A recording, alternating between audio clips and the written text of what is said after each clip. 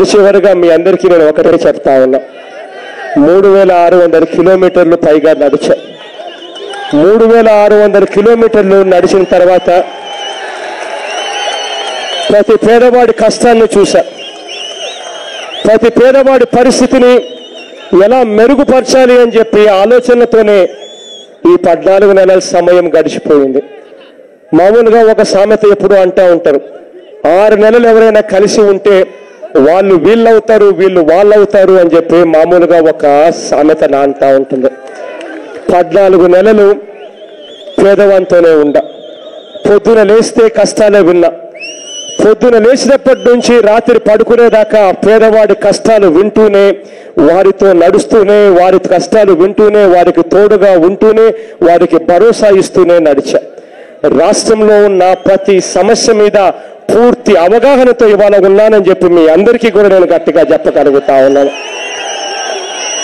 ఈ అవగాహనతో నేనున్నాను కాబట్టి ప్రతి పేదవాడికి మంచి చేయాలని తప్పన ఆలోచన నాలో ఉంది కాబట్టి మీ అందరికీ కూడా నేను ఒకటే కోరుతా ఉన్నా, ఈ చెడిపోయిన ఈ రాజకీయ వ్యవస్థను మారుస్తామని చెప్పి మీ అందరికీ కూడా పిలుపునిస్తా ఉన్నా.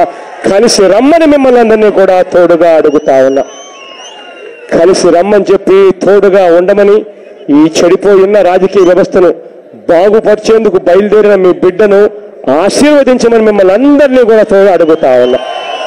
ప్రాధేయపడతా ఉన్నా తోడుగా ఉండమని చెప్పి. మీ అందరి చల్లని దీవెనలు, ఆశీస్సులు ఎల్లప్పుడూ ఉండాలని చెప్పి మిమ్మల్ని అందరినీ కూడా కోరుకుంటూ ఈ ప్రజా సంకల్ప యాత్ర ఇంతటితో ముగుస్తా ఉన్నా. ఈ పోరాటం ఇంకా కొనసాగుతుంది. మరో 3 నెలల కాలం ఉంది ఎన్నికలు రావడానికి. ఎన్నికల్లో ఈ ప్రజా వ్యతిరేక ప్రభుత్వాన్ని సాగనంపడానికి.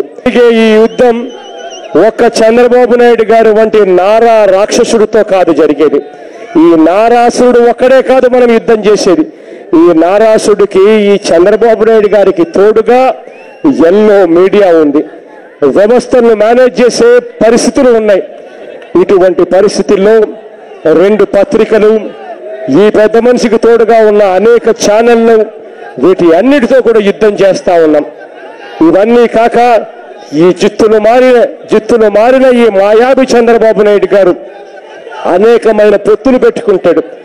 అనేకమైన పొత్తులు పెట్టుకుని ఈ పెద్ద మనిషి చేయని అన్యాయం ఫలానిది లేదు అన్నట్టుగా అన్యాయాలు చేసే కార్యక్రమాలు, మోసాలు చేసే కార్యక్రమాలు చేస్తారు.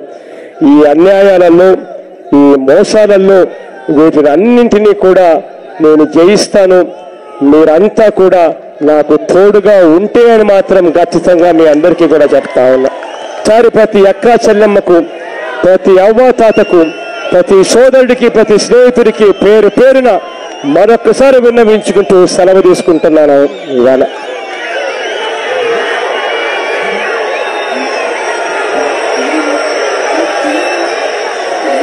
ఈ వీడియోపై మీ విలువైన కామెంట్స్ ని మాతో షేర్ చేసుకోండి. అండ్ ఇంకో విషయం, సబ్స్క్రైబ్ చేయడం మర్చిపోకండి.